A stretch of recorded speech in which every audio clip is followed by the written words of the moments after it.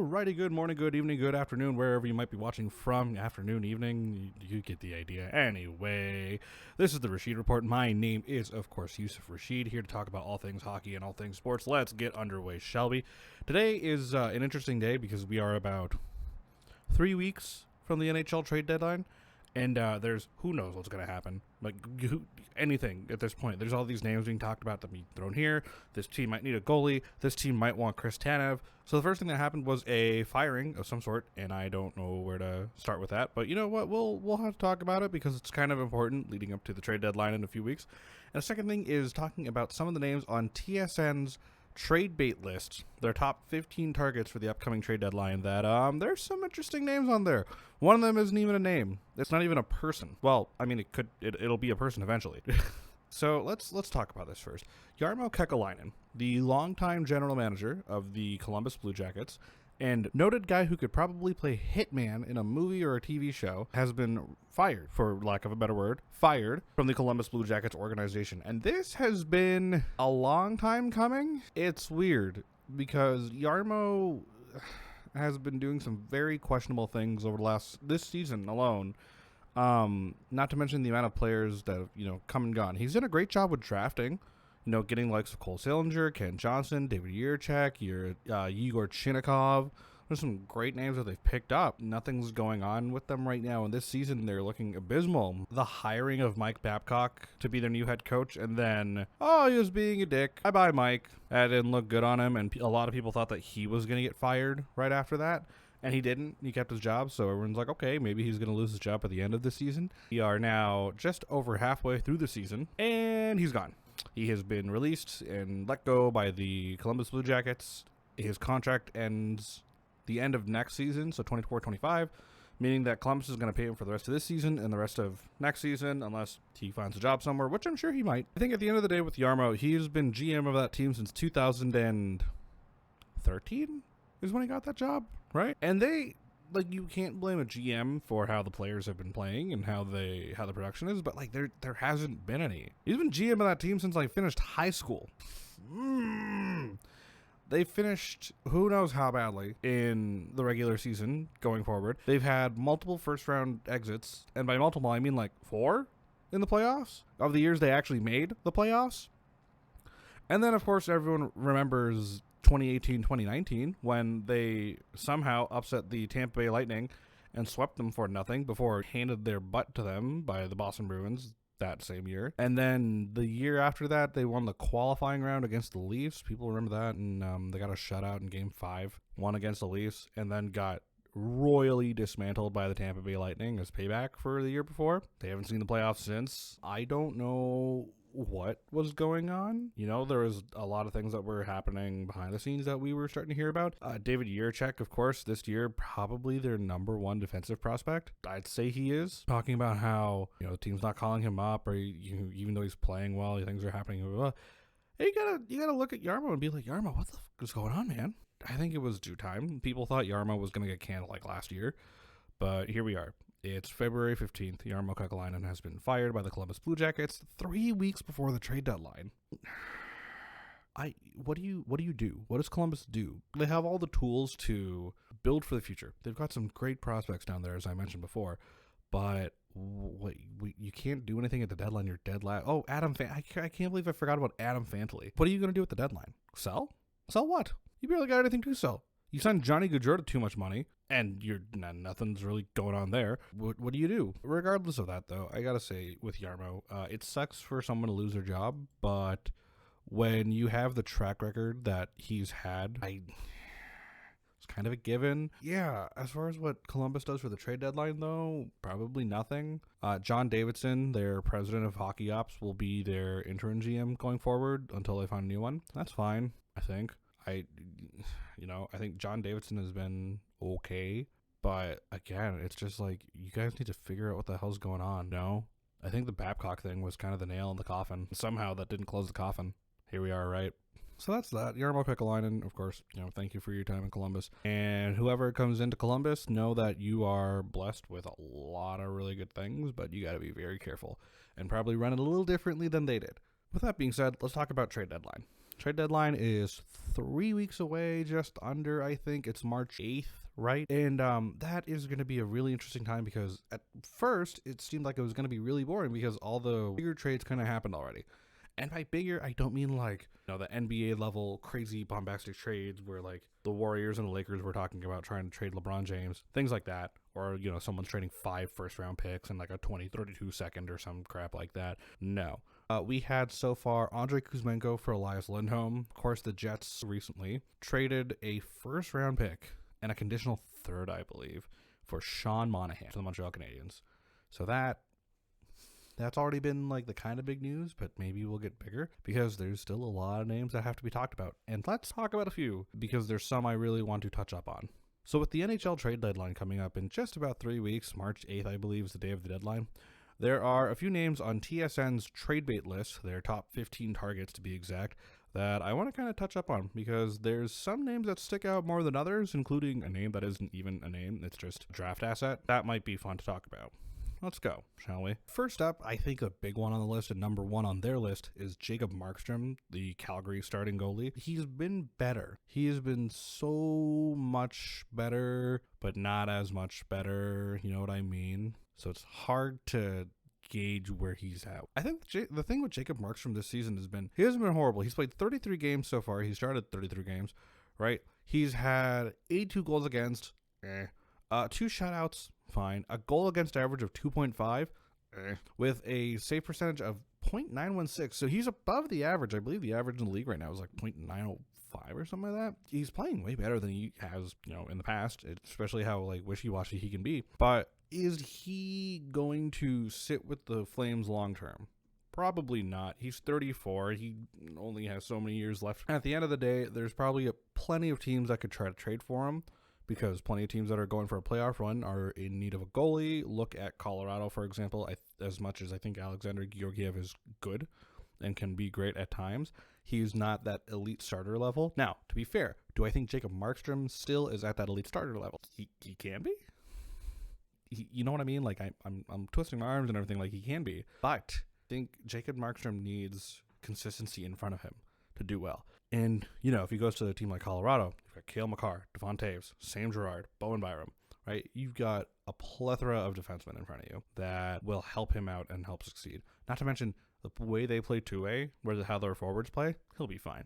So Jacob Markstrom, definitely the number one target. I agree with TSN there, and I could probably see him going to the Colorado Avalanche, potentially make a run from there. Second on the list, another Calgary. There's 3 Calgary Flames in a row here. Second one on the list is Chris Tanev, who has been the most talked about trade bait name this entire season. Like I remember, November, people were talking about Chris Tanev being on the trade block, and I'm like, okay, sure. I don't really know how to gauge that other than, why has he been talked about so much? He hasn't been incredible. He plays for the Flames. No one on the Flames has been incredible this year. Where are you going with this? So, Chris Tanev so far, oh my god! Oh, I looked at his hockey DB and that can't be a real number, can it? 50 games played so far. He has 1 goal and 9 assists for 10 points on the season?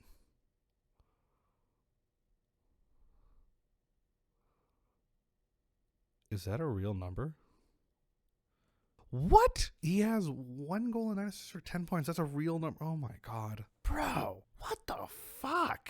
I'm sorry for swearing, but Jesus. He's expected to be, he can be a good defensive defenseman. Yeah, okay, probably that's why he hasn't put up a lot of points, but if you need a defensive defenseman, sure. I think that's what they're aiming for with Chris Tanev. And maybe my entire judgment of him might be wrong, which, you know what? Hey, opinions are opinions, and I can change them whenever I need to. So there you go. I mean, the Leafs have been after him for so long, right? They were after Nikita Zadorov, didn't get Nikita Zadorov, and then they were after Chris Tanev. And Chris Tanev can be that defensive option they need on the Leafs because I don't know how to politely put this to Leafs fans out there, but they don't have a defensive defenseman. Morgan Riley's not, and he's suspended. TJ Brody is not.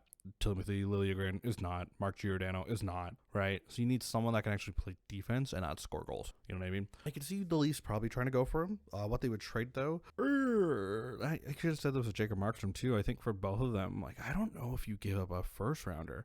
I don't even think the Leafs have a first-rounder for him. Maybe a second and, something? maybe prospect. I don't know what you give up for someone like Chris Tanev. And after that is Noah Hannafin, who is the left side defenseman for the Calgary Flames. He'll find a place somewhere. Not a 200-foot player, but not entirely a 200-foot player, that is. But he can score occasionally. So I think it's the same thing with Chris Tanev, where, honestly, I think if you get one, get the other. Go for a package deal there. Or go for all three. Just put all your money in on Calgary. Get Nazem Kadri back while you're at it. I'm talking directly to Toronto Maple Leafs. Please. Please. I'm kidding. Don't. I love Naz. Back tangent.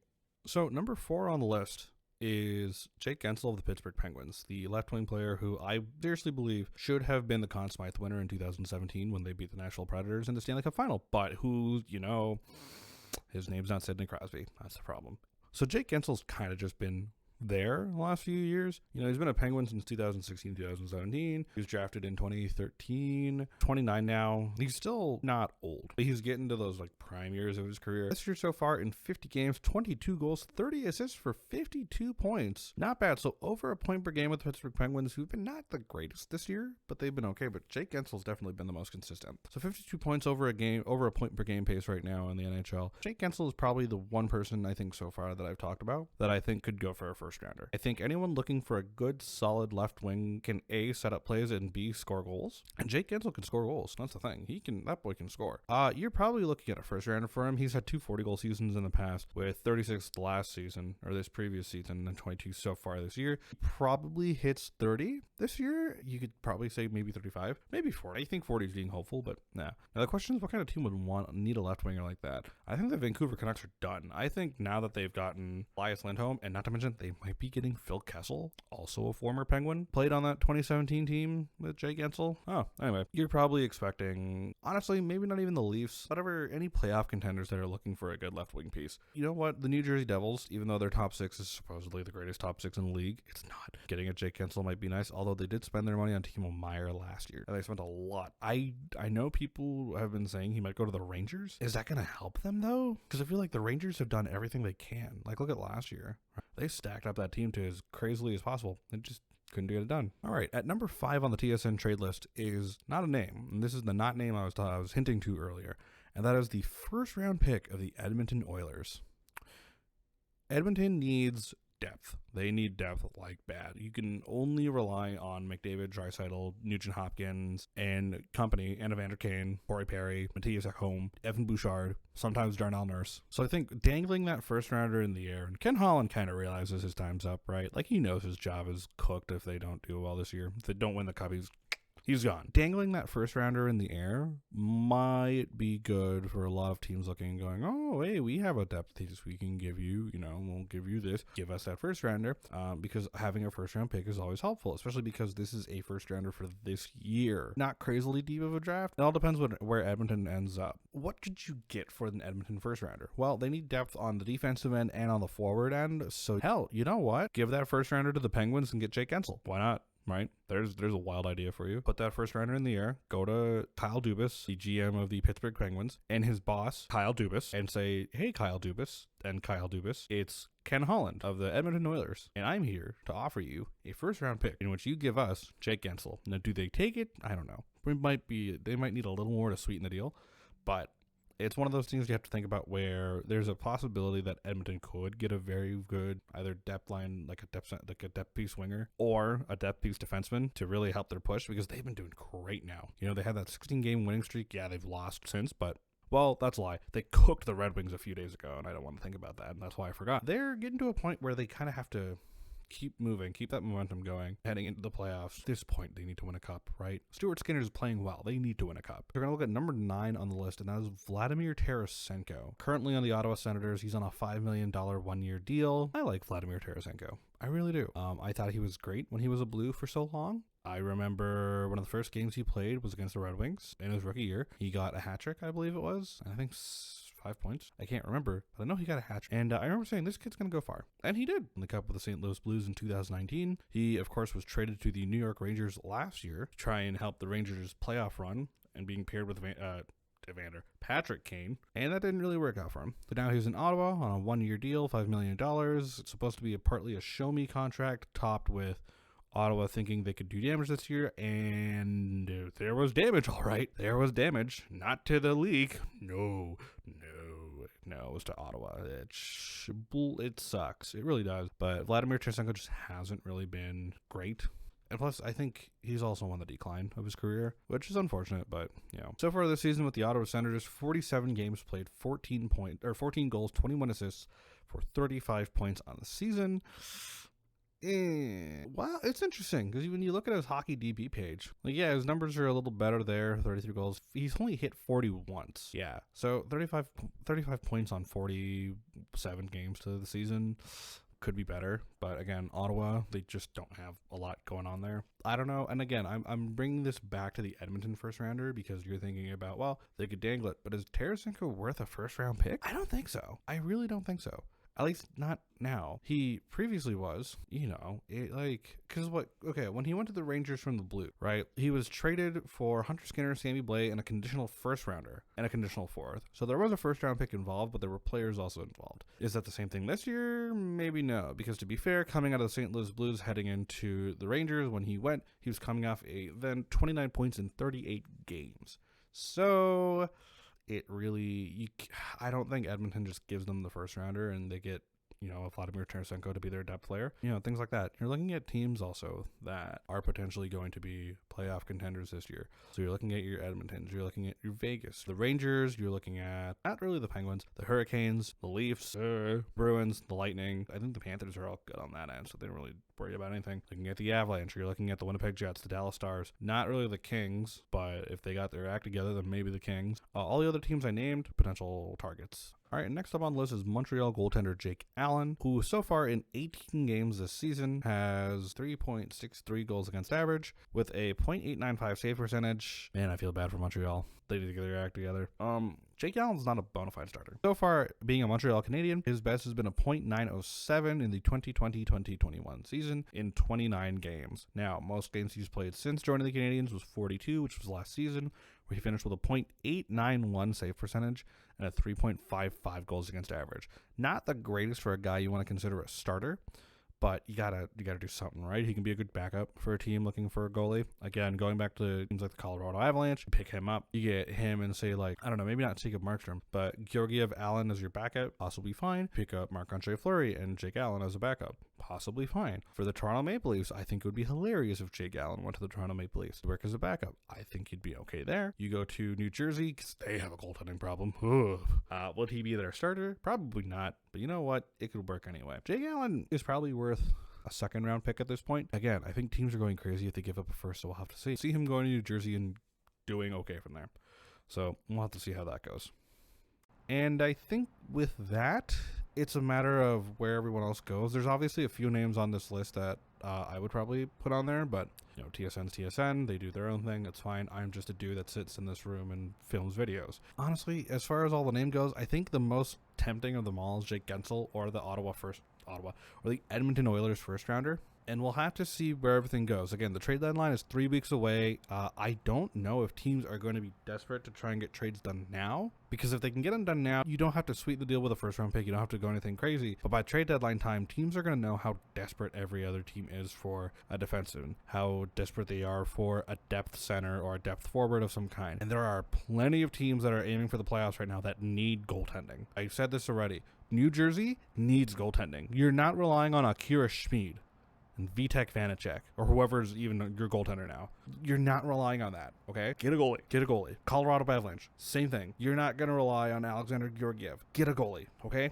Leafs, get a backup. Sammy can't do everything forever. Dennis Hildeby's not ready. Petruzzelli obviously isn't ready. Joseph Woll, if he's healthy, yes, but you need a third option ready to go because injuries have been plaguing you guys for this whole season. Carolina needs a goalie. Badly needs a goalie. There are plenty of teams that need something this year. And with the NHL trade deadline just only a few weeks away, I won't be surprised if we are going to hear at least one insane trade in the next, week or two? Well, I'll just see. But until then, this has been the Rashid Report. I am Yusuf Rashid, and I will see you soon.